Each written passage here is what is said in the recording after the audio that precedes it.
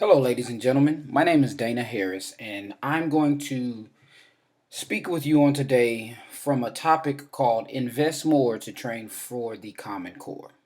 And you'll see in just a second that this presentation is going to deal with the process of implementing the Common Core state standards and some important information that I feel needs to be talked about in reference to the process of implementing the Common Core state standards. So, first things first, I want to tell you what is going to be involved in this presentation. Okay. Now, I'm going to talk about the origins of the Common Core State Standards for mathematics. CCSSM means Common Core State Standards for Mathematics.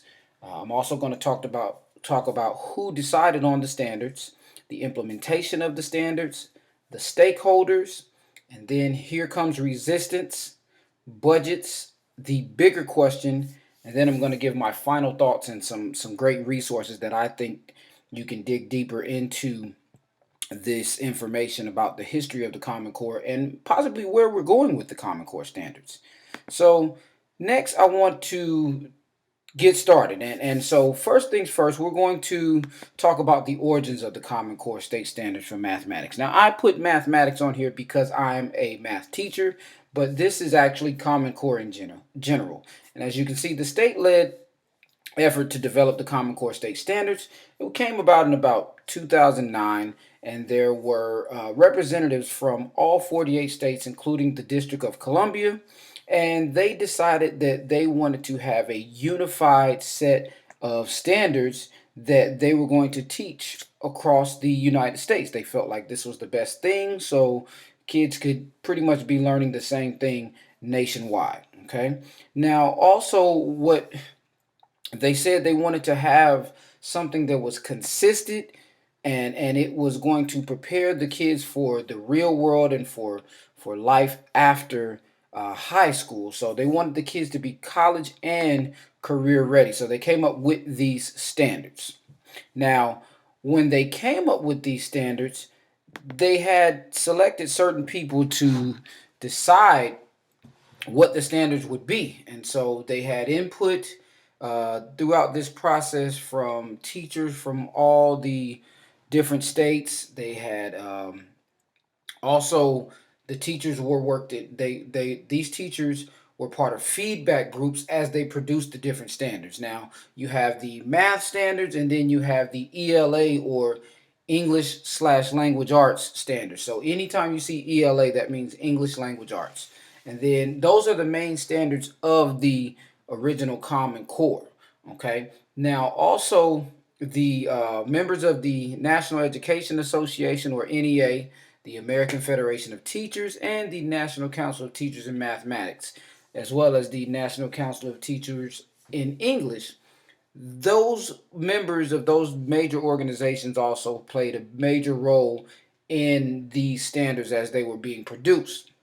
The states decided to select certain teachers that would be part of this process as well. So as the standards were drafted, they had people on these committees from all over the United States that were basically reviewing these standards and making critiques to the standards. So it's been thought of that this was a process that people across the nation, educators across the nation, had a part to do with. Okay. Now, when we talk about implementing the standards, once they were finalized, the states were able to adopt the Common Core standards voluntarily. So this was not something that they were mandated to do.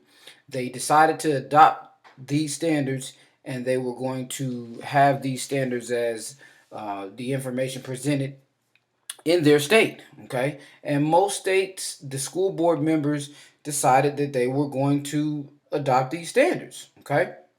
Now, one thing we must look at is in some of the other states, the decision was made by the superintendent of education on the state level, or the state legislator, or the governor. So there were several different people involved in this process. Now, originally, as we said, the pretty much everybody joined in, with the exception of a few states. However, today, only 42 states, the District of Columbia, 4 territories, and the Department of Education activity. So DODEA, those are the military affiliated schools, and some of those schools are overseas as well as on our major military bases. They've adopted Common Core standards and they've implemented them on their own timelines. Now, there's several websites at the end of this presentation, and you can actually go to those sites and you can see specifically how your state is using the Common Core state standards. So they were implemented on a voluntary basis from each state. Now, when we talk about the stakeholders, who is involved in this process? Who are these state standards affecting? Because it doesn't just affect one group of people. So the major stakeholders here, number one, the most important stakeholders are our students across our schools, okay? And in the United States are we have several students that have been affected, and these are the people that are the most affected by these standards. We also have our teachers, and the teachers have been faced with the challenge of implementing these standards, okay? Now, we'll get into in a little bit more about the resources and things like that, and I'll kind of give you my personal input, but right now I want to stick to the facts. We also talk about the parents. The parents are affected because these are the ones that are helping their children do their homework, especially the elementary level parents that have to help their children complete assignments or check over assignments when their students or their children complete these assignments. So they're a major stakeholder as well. And then the state and local government, they have a major role as stakeholders in this process because they were the ones that adopted the standards. And so the state and the local government, they're charged with overseeing the implementation of the standards. So that's a big important role as well.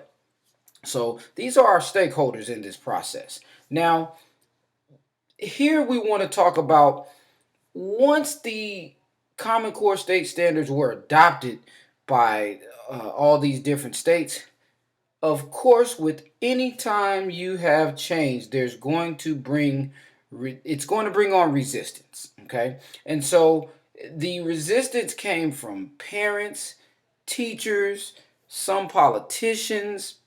Many people opposed the Common Core, or they figured that there needed to be some supervision. Many people were trying to ridicule the Common Core. And I truly believe that that was because most people trying to ridicule the Common Core were unclear on what it was supposed to accomplish, or they were unclear on what the standards were trying to convey. And so that was, in my opinion, the reason for this resistance.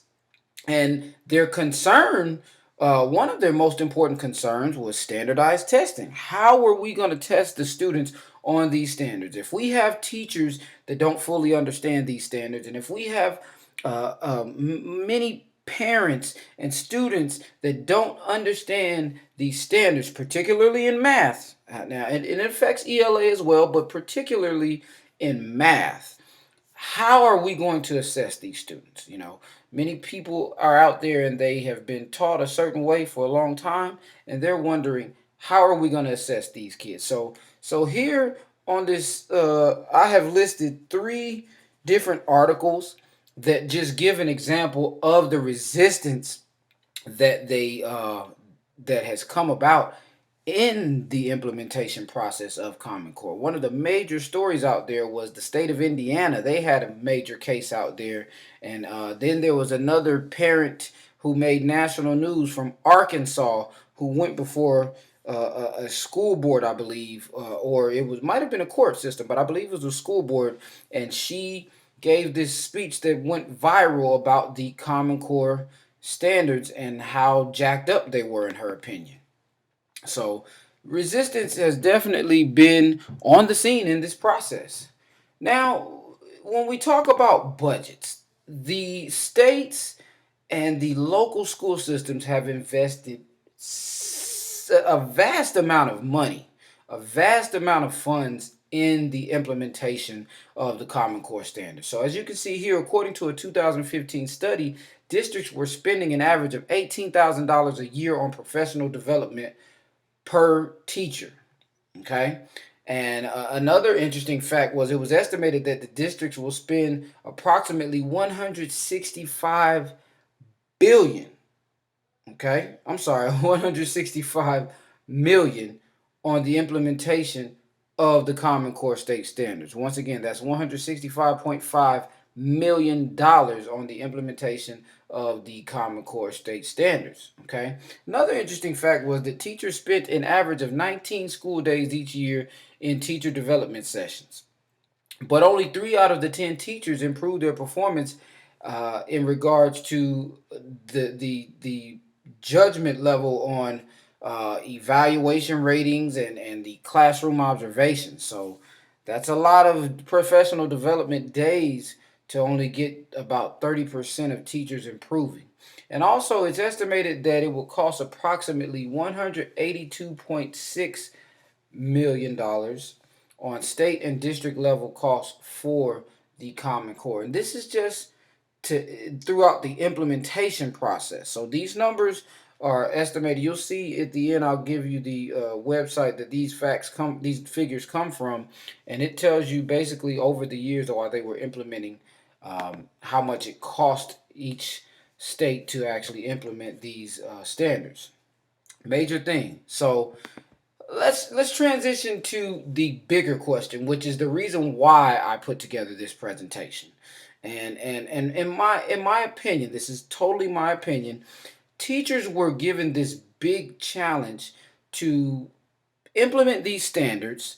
They were used to having textbooks, and their textbooks were taken away. So now they were forced to pool a lot of resources. Now, there are textbooks out there, but many districts have gone to online books, and many teachers don't even have access to new Common Core textbooks because of budget cuts. And so many teachers are forced to pull their own resources. So I find it very difficult to, particularly in math, I find it very difficult to pull resources to teach standards to students that I may not fully understand what the standard is saying and what the standard is going to assess at the end of the school year. Now, I'm not an advocate of teaching the test. I'm an advocate of teaching standards. But if I don't understand what the standard is saying, then it's quite difficult for me to teach the students without any resources that will give me a guideline on what I'm going to teach. And with that being said, the major question I have is how much money was invested in training these teachers on the standards? That's an important question. As you can see, I showed the figures in how much it would cost to implement these standards, but I would like to know how much money was actually implemented in training these teachers on the standards. And I'm there. I'm pretty sure that information is out there. However, I was unable to come across specific figures on the average amount that was invested in training teachers for the Common Core state standards so that they can teach them efficiently and effectively in their classroom. So that's my big question. The next slide, I want to talk about simply my final thoughts. Now, in my personal opinion, let's take that back. I apologize for that transition.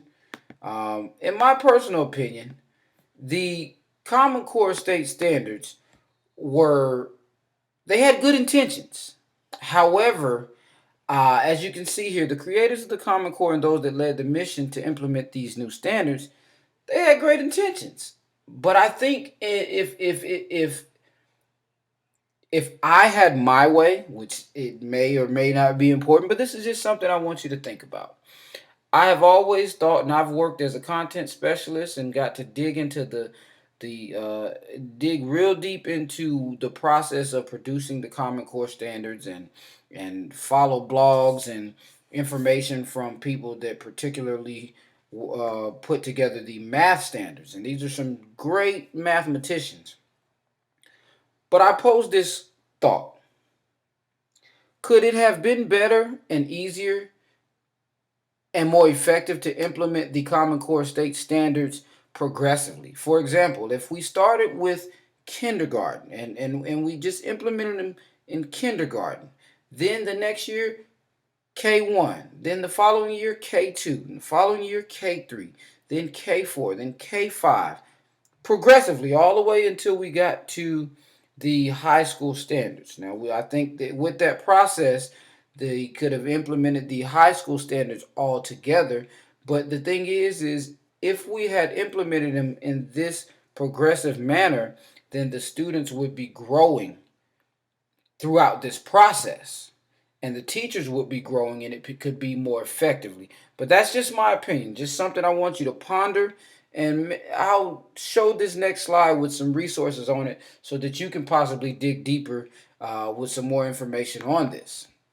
So, as you can see, I have these slides. One of the major websites that you always hear about when it comes to Common Core State Standards is www.corestandards.org, achievethecore.org, and then these next several sites were just sites that I pulled information for this particular presentation, as well as many of them have links to deeper information in regards to the Common Core State Standards. So I would like to just say in my to wrap this up that I think that the Common Core State Standards is not all bad. I personally think that a lot of the resistance comes from people that don't fully know.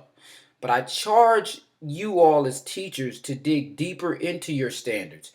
Get to know those standards. Do some research on the history and how they came about, and keep up with the progressions of the standards. That's one thing I have to do as a math teacher. And I think that if the teachers dig deeper and the teachers seek to be better, more efficient, more effective educators, then this Common Core concept can and will work, because the most important people in this process are our students.